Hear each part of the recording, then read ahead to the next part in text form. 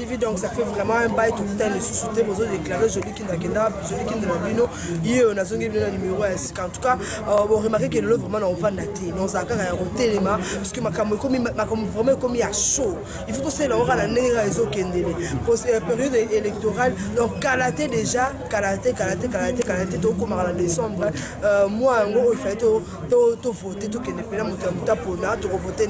Mais avant tout, c'est à moi préparation, moi réflexion, moi concertation, alors biso na cadre il y a émission de vérité plus de 143 donc quitter sur le terrain à tout ça bon la commune à Kassavu monanga moi tout ça commune à Kalam tout ça bon plus précisément na avenue Oshwe donc quoi on est vraiment très chaud il y a Kinshasa bon que na Oshwe parce que mouvement la makas celui qui a tout soit ba vie est vraiment partagé à tout donc quitter pourquoi parce que vous avez besoin ba déposer ma candidature côté opposition côté majorité ba poni dauphin na bango ba déposer ma candidature ce que biso population congolaise ça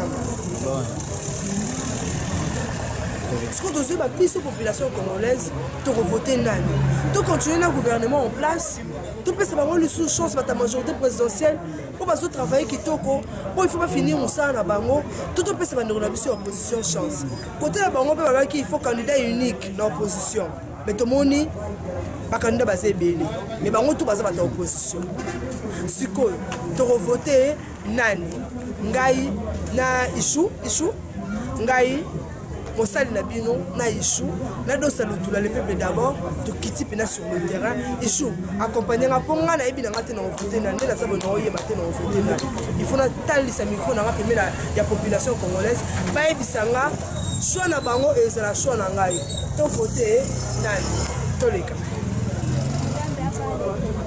Voilà, nous avons un matériel, précisément on a point à Oshwe, donc là c'est là, mouvement de la ramacasse, nous avons un Oshwe, avenue Kassavu, nous avons un petit cabisso, un petit cambo Kakala, en tout cas, c'est vrai qu'il doit, à ce comprendre comment est-ce qu'il y a tout ça, nous avons la commune, dans Gambo, nous avons la Kassavu, nous avons la commune et à Kalam. Alors, pour vous donner un mot dans Mboka Moko, c'est un citoyen congolais, donc avec un peu de sa point de vue par rapport à ce sujet de la question à vélo. Bonjour. Bon, on s'est présenté tous les Aristote Kaniki, Navandi na commune Kalamu, précisément la quartier Matongé, avenue Oshwe. On s'appelle à la quartier. La quartier, c'est comme un réseau de Kalambo, on a assis au Yébi. Babi, le nom a aussi la Lélo, le nom de quoi il y a la candidature à la présidence, c'est aussi un Lélo. Ce que le ministère a répété ceci, je sais bien. Donc, on a battu, là, on a postulé, mais c'est au Yébi. On a eu en tant que citoyen comme on va te rappeler à Kinshasa. Aux hommes, on a nuance au Oyo, au réseau de Kalambo. S'il faut voter, là, la ticket de caméra, la ticket de partout, pour Congolais partout, il y a ça, on va voter, et puis pourquoi? Et de un, tu dois être patriote, Yango Ganayo. Akambango Yango est commis déjà. Donc, nous allons la maille les mots pour Tosangaki, Nambala Sima. Voter Mutupoyo, Monique non à Bossala, le Congo est important pour le Congo.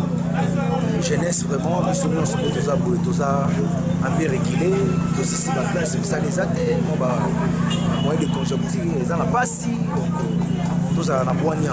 Cette fois-ci, toi, on a posé un peu pour changer, et moi, je suis structure à ma cambrélée. Et Tinga, il est dans un peu de l'eau. Si vous avez on est toujours tourné à la Félix Tshisekedi, on va déposer comme l'a dit, et déjà. Nous avons Jean-Pierre Bemba Congo, on a évité, rien à dire. Par image, on a déjà. Nous avons Kinke Moulumba, nous avons Gabriel Mokia, peut-être à Bunda, puis la Nengue pour la Congo. La évité ce qu'on a eu. Nous avons Vital Kamere, nous avons Basé Belé, Martin Fayoulou, Moïse à quantité. À quantité, c'est quoi le Moïse? Vraiment, je soutiens de 1 MLC. papa na nga Jean-Pierre Bemba na na sima na ye lelo so makambo te ke na ngaki na Jean-Pierre Bemba Jean-Pierre Bemba c'est criminel aboma batou c'est pas criminel makambo bele on est dans la zéro dans Jean-Pierre Bemba ça la donc moi je suis derrière MLC je suis patriote ya mboka avant na sima ya MLC kwa nizo pesa sous Kabila chance bon tu peux ça une chance par la sima par là haut on est général Kapongo tu peux ça une chance on a j'ai bien été donc c'est quelque chose sur les chances tout à la nuit la mission OK donc voilà donc voter Jean-Pierre Bemba voilà pas donc Jean-Pierre Bemba d'habitude bande ko la no mo banga rande sana atiki ça belé na pesi famille na ramo ma ikandi côté na pesi grand frère Langai Teddy depuis Brazza na pesi cité je m'en fous mobimba mbote na matongé na pesi donc c'est belé on a so bayebi na pesi ba mbote merci beaucoup donc toujours na commune ya matongé na Oshwe de la MCBino na kuta suna de Congo wa mobali de mbote na wale ba Congo na chez on va jouer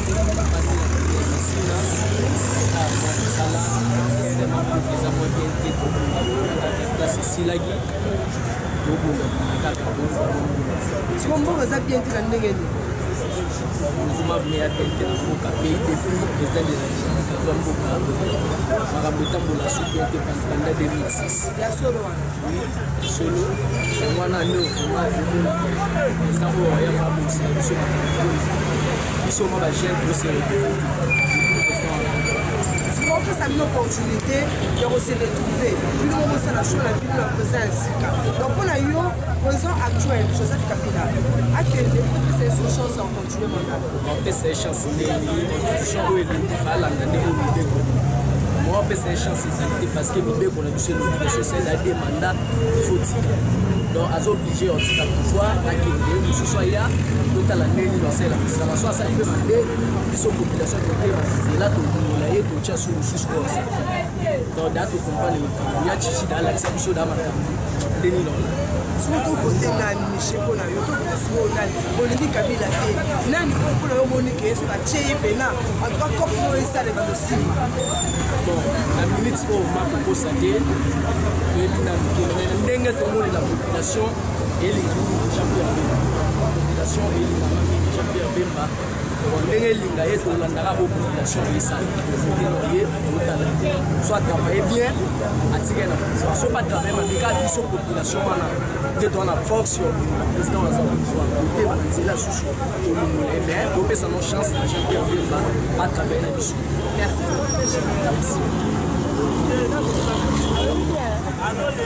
donc comment tu entends sa caméra là par rapport encore il y a bien-être il y a peuple congolais mais au début le peuple congolais a souffrir mais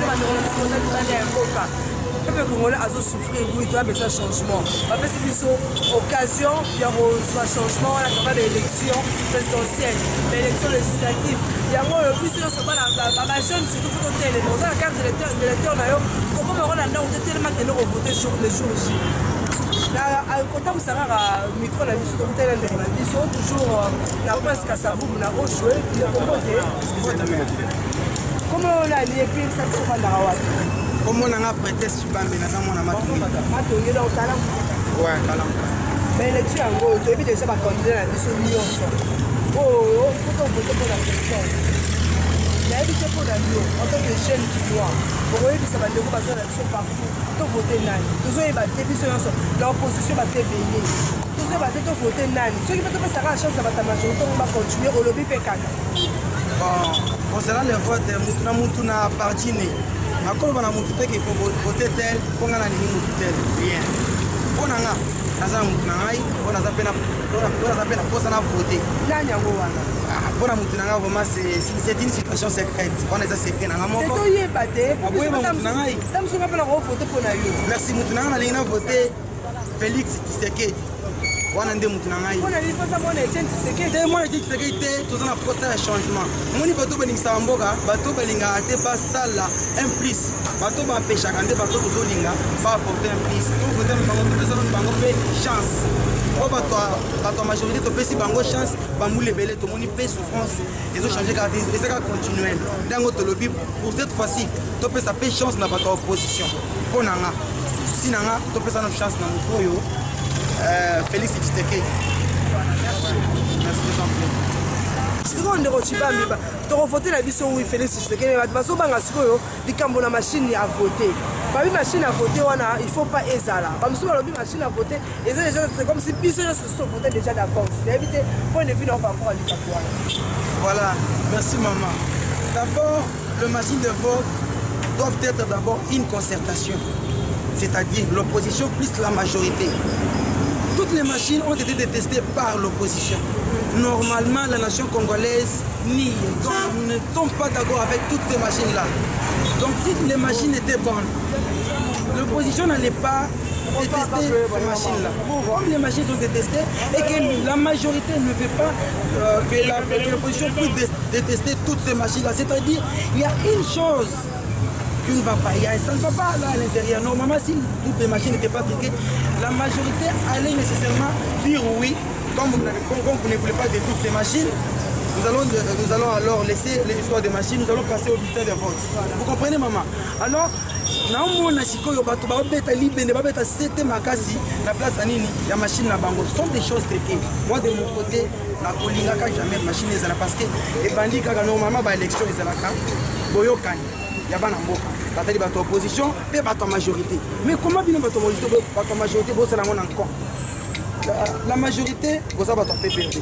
L'opposition, vous avez un parti qui est vous avez un PNC, vous avez un INC, vous avez un MLC, vous avez un IDPS. Vous savez, tous ces partis-là, balobi non.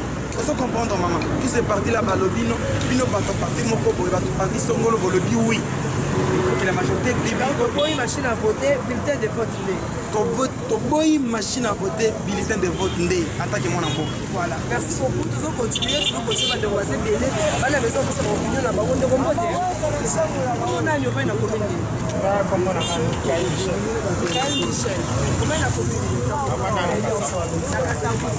Dans la quartier. Si vous passez le monde, il y a un candidat à la présidence, tout va se déposer. Si vous tout ça, il y a une opposition. Il y a un candidat unique dans l'opposition. Mais tout le monde évite la caméra. Tout le monde est plutôt Félix Tshisekedi. Tout le monde est Jean-Pierre Bemba. Tout le monde est l'opposition va se payer la sauf qu'à Moïse Katumbi va passer les chances. Vous savez pas tout voter nani exception dans l'opposition. On a eu tout voté on a pas soi-disant Jean-Pierre Mbemba, Vital Kamerhe.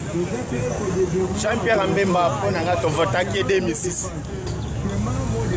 Ils sont tous les gens qui ont 2006 pour Jean-Pierre Mbemba. Vital Kamerhe, c'est le premier ministre. Bon. L'Assemblée nationale, oui. Mais dans la minute où on a il fallait topper ce père Félix les chances. Quand on a Jean-Pierre Mbemba. Il faut qu'il y ait des gens qui ont Selonga. On est topé ça Félix Chilombo. Topé ses chances. On a mis topé ça Félix Chilombo chance. Nous autres à la moto, il y a un posa à Zana. Il y a population. Non, président Kamera, Jean-Pierre Mbemba, Azaki Wapi, Akomaki Wapi, mais pour Nangaï, pour la minute, il fallait le président.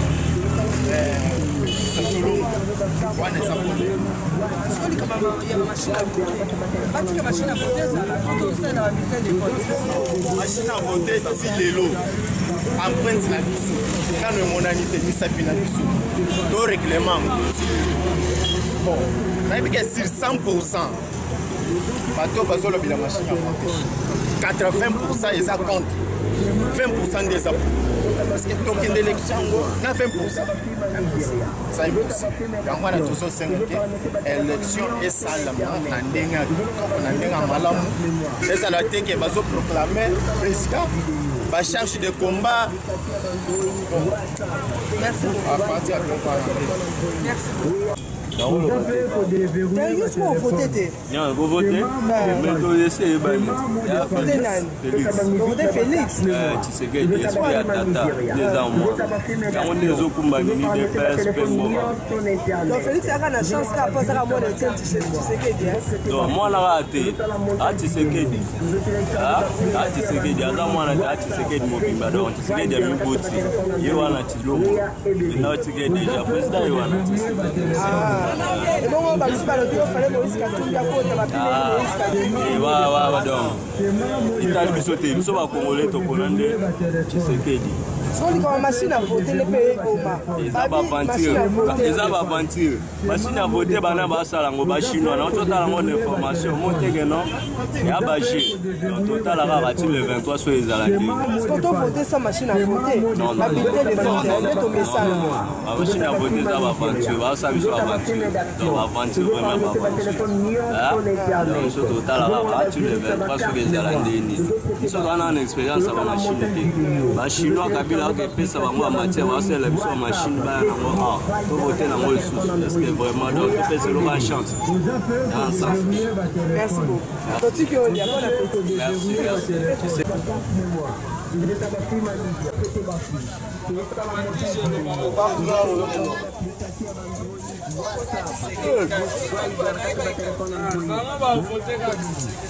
C'est là nous bakanda on va pesi ba bapesi déjà toza na Félix Tshisekedi, toza na Jean-Pierre Bemba, toza na Vital Kamerhe, toza mpe na Kinke Mulumba, toza na Gabriel Mokia, baza ebele kota opposé ba Martin Fayulu bapesi pesi bacandidature na bango. Kote mpe ya majorité baponi mpe Chadari comme dauphin na bango déjà. Donc bato bakanisi eloko na ye eza matata ponyo, mais na dernière minute Joseph Kabila asali surprise aponi Chadari comme dauphin na ye. Siko nayebi te topesa bato ya majorité chance va continuer pour diriger la République démocratique du Congo. Donc, parmi les candidats à l'opposition, il y a un choix beaucoup pour proposer on a besoin de ce moment-là. Oui, on peut s'en montrer une chance, mais moi, il va poser le succès dans le Congo. Tous les équipes qui ont 5 chantiers. On a qui parce que nous avons appelé ce projet social. Donc, moi, je vais tracer les athées. Si on a eu l'élection, on a eu un changement dans le domaine de on a besoin de changement. Si on a évité de continuer quand on a un gouvernement, gouvernement en place, tout le monde parmi les candidatures, on propose que nous avons au monde qui a eu un changement dans le monde. Mais il y a un projet de société d'emblée, nous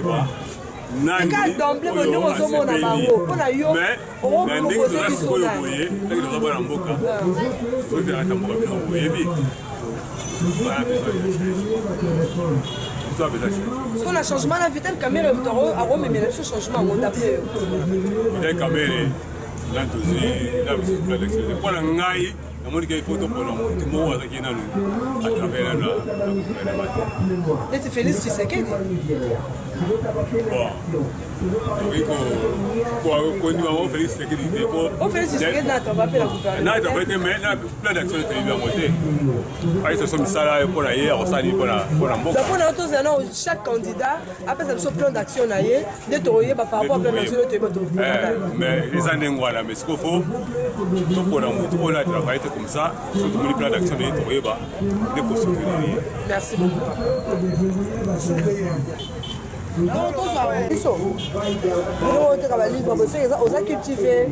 Tout le monde Maréchal Mobutu Seko, tout le monde va livre grammaire et tout. Oui, maman, il est quand même oui, tu élection fait ça, madame Boka. Pardon? Élection fait ça, la mobilité. Wanande nazo Kamoka. Oyo Kango. Oyo bini ba candidat oyo, bazo ninga ba remplacer Joseph Kabila.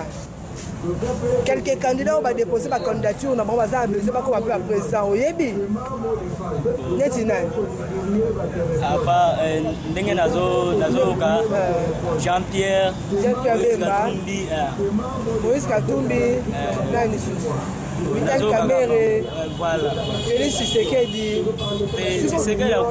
Félix mwana oyebi Félix te mwana oyebi sikoyo mpona yo sikoyo tovote nani lelo toolinga paya toyeba mpo baza ebele tozoyeba te nani yango amela biso changement na mboka mpona yo nani po cope no mpena omoni ke so ye mpena koyi président nga cope na ngai ekoma osima nakochange mpe cope mpona nga to nakovote na ngai ezalaka Jean-Pierre Bemba mpo nika Jean-Pierre Bemba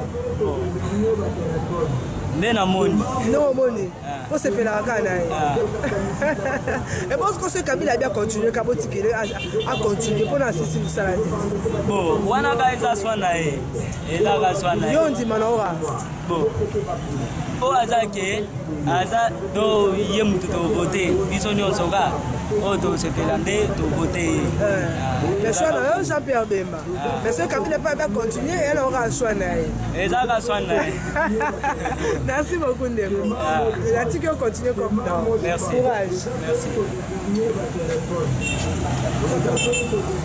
kombo te tokoyeba kombo na oyebi te basofe na commune kombo nango eza Ismaël Tima ove na commune navaye na Tchang ove na Tchang plus précisément Njili Masina Njili donc oza vraiment mwana ya kili donc oyebi makambo nyonso oyeleka na mboka na biso e makambo baélection mpo oyebi ndenge ezoleka nayebi ndenge ezoleka bakandidat baza ebele na présidence babiso balobi yo ngai bovote nde ngai mais toyoka lisolo ya candidat unique na opposition mais finalement moto na motu azotala part na ye baza ebele nayebi te mpo na yo tovote na ye mpona nga normalement tokolinga te tozoka motu moko totiaka sipasi tovote kingani mpona nga tolinga tozona idée ya motu tokolinga tovote tokoloba exemple na kopesa ta mosusu Jean-Pierre Bemba mais fo toyoka idée na ye eza nini jamais tokoyaka na basentiment toyebiki votelenga Bemba votelenga ta mosusu exemple Félix votelenga Kamere non tokoyoka idée ya motu moko na moko yango nde tokobima biso na motu tokolinga tovote bamosusu babi baide wana toza na mposa yango te biso tolingi kaka nanu bachange kaka bongo soko oza na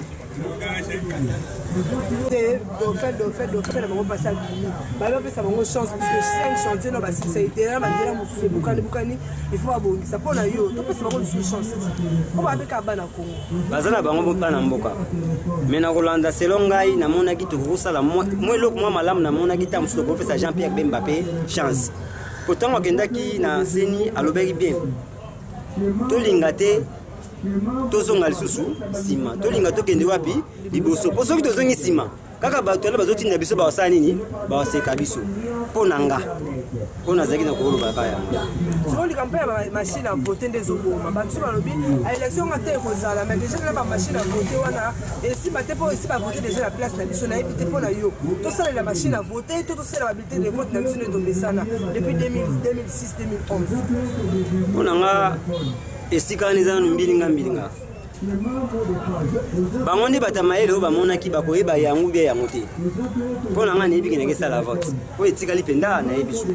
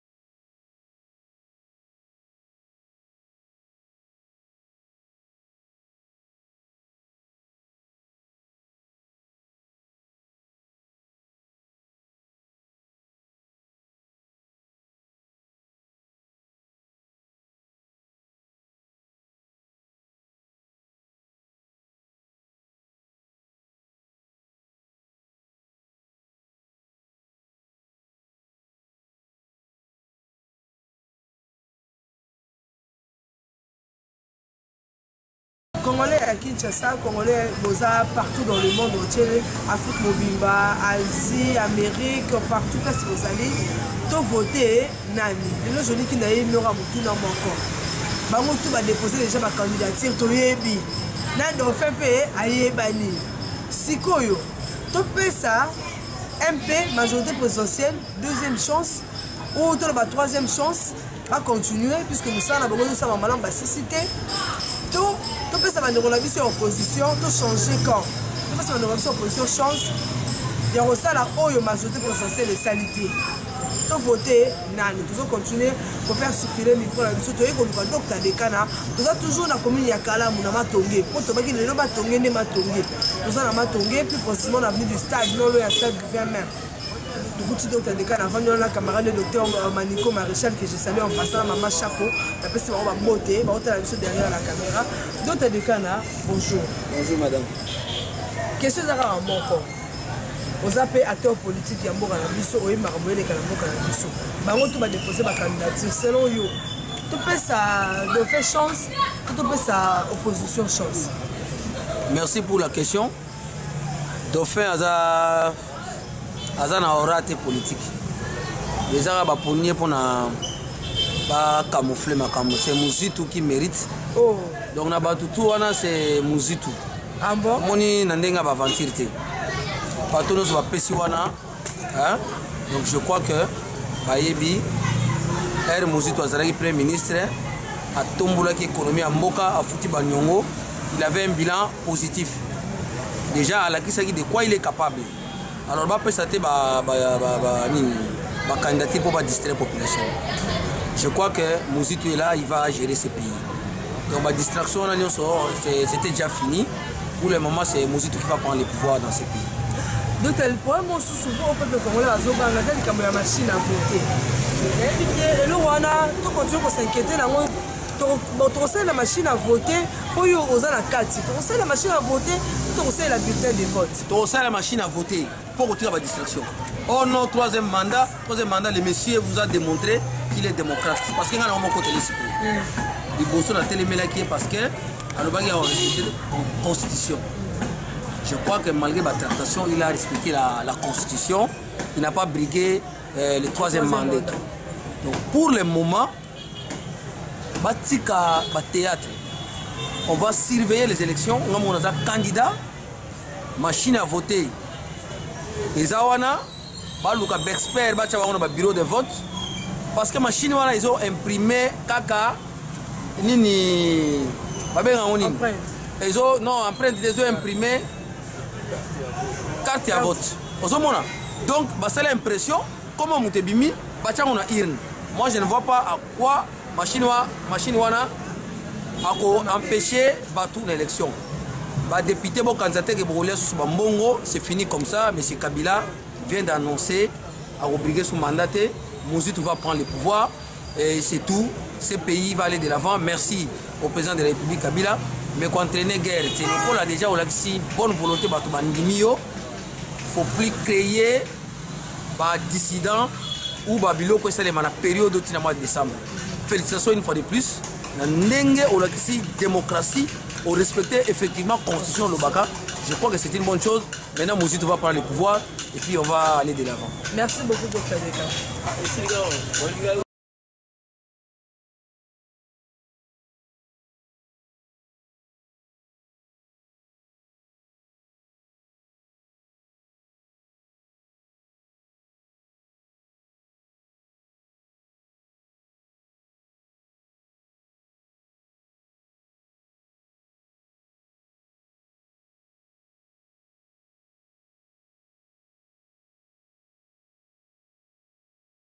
Autant sa caméra na il shoot aux wana to accompagner population si les jours J à élection to yeba on doit voter utile to ndima les soute comme tout moyen au conception na projet mo boye ya lokuta on a resala bon à ça que ça soit côté ya président de la République que ça soit côté de députation provinciale ou nationale on doit voter utile bande on a biso besoin na biso partout besoin na Kinshasa surtout bino bande ko na carte d'électeur pas télé yango malamu on peut se sous chance, on peut se sous occasion, sur la carte d'électeur, tu n'as pas vraiment cété, on a la carte d'électeur, on bombe, on s'il faut ça photocopie, tant la photocopie soit originale, on bombe, on a c'est à Yambetou, bombe, on a c'est à valise, on rebimisse encore les jours pour que vous votez utile.